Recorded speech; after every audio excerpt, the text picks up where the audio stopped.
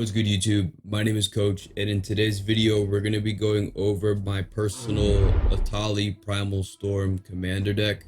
By the end of this video you're going to learn about some of the cards to allow this deck to function properly. You're going to also know some of the strategies to keep in mind when playing this commander deck, so that as you play it against other groups of people you experience immediate success, as opposed to the success I had to attain from the wisdom of losing playing this commander deck.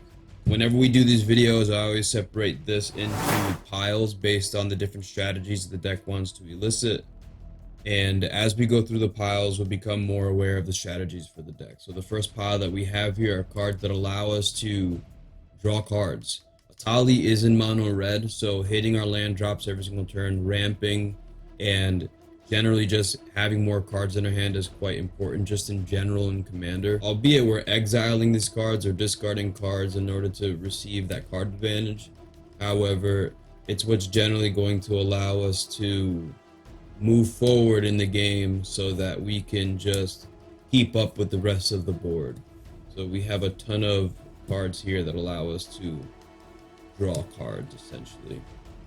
Keep in mind that the deck list is in the description below as well. Now, while we're drawing cards, what are we looking to draw? We're looking to draw cards that allow us to ramp. This whole Etali deck, when Etali attacks, we exile cards off the top of each player's library and we get to cast those spells for free.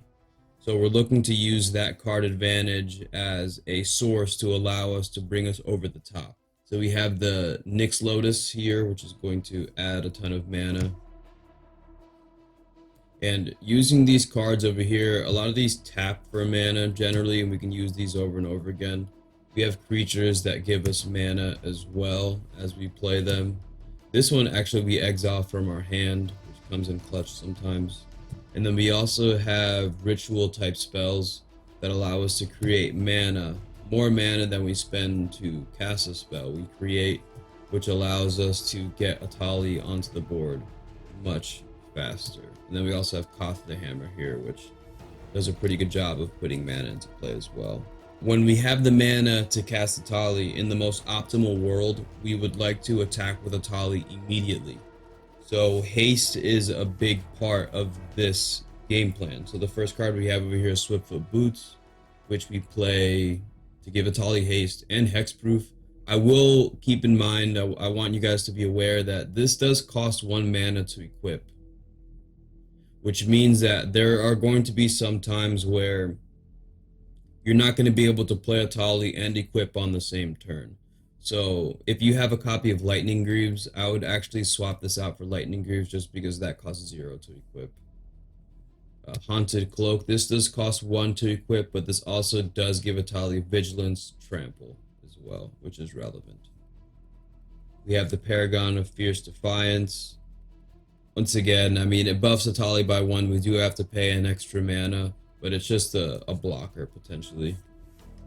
We have a Generator Servant. We can sacrifice a Generator Servant to add 2 mana to our mana pool, so almost acts like a ritual. But if we cast Etali with that mana, we give him haste, which is pretty cool. Tap to give haste, and then the Lightning Mauler gives haste as Etali enters the battlefield. And probably the best card in the deck is this Dragon Breath, which essentially, when Dragon Breath is discarded or is in our graveyard, whenever a creature with converted mana cost 6 or greater enters the battlefield, Dragon Breath becomes attached to that creature.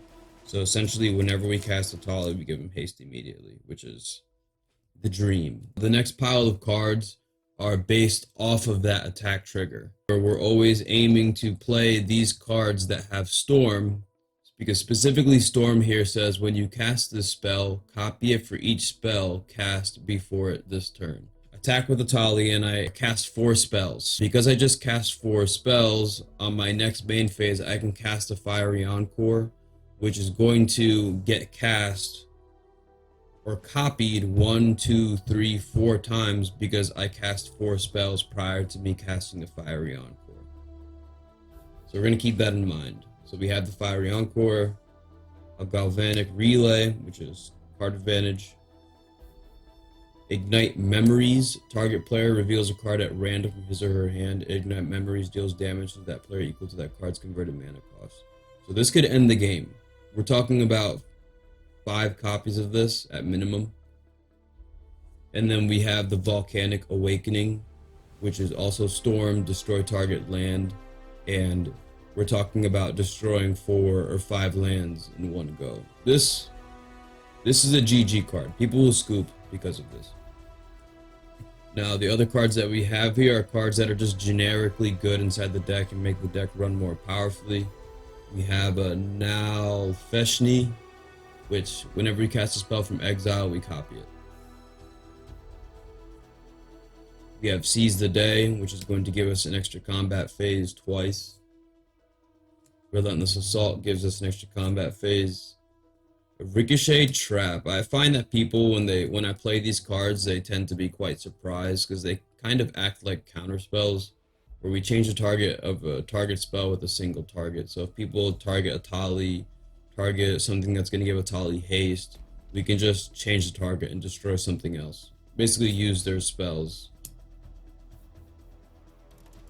Wow, the Ricochet does the same thing, and Shunt does the same thing as well. And then the best card inside the entire deck is right here. Is Smoke. This card says each player can only untap one creature during his or her untap phase. Because I'm telling you, when you play Etali, people are going to target Etali like you wouldn't even believe. They're going to try to remove you from the game as quickly as possible. So by playing Smoke, each player is only going to be able to untap one creature.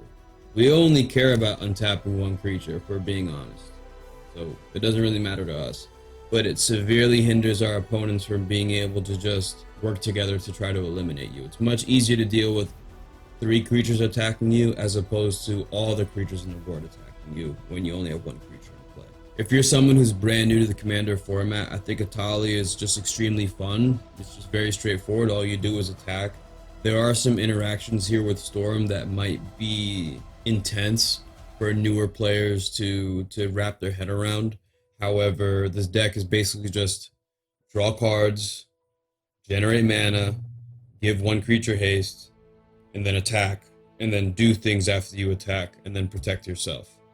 It's a great way for a new player to sit down at a table when there's so much going on in Commander, to just play a Commander deck that just really wants to focus on doing one thing and does it really well so that it gives you the opportunity to win the game. Okay, so that's Etali. The deck list is in the description below. Okay, always remember, eat healthy, okay, work out every single day, and most importantly, you gotta believe in yourself. Right?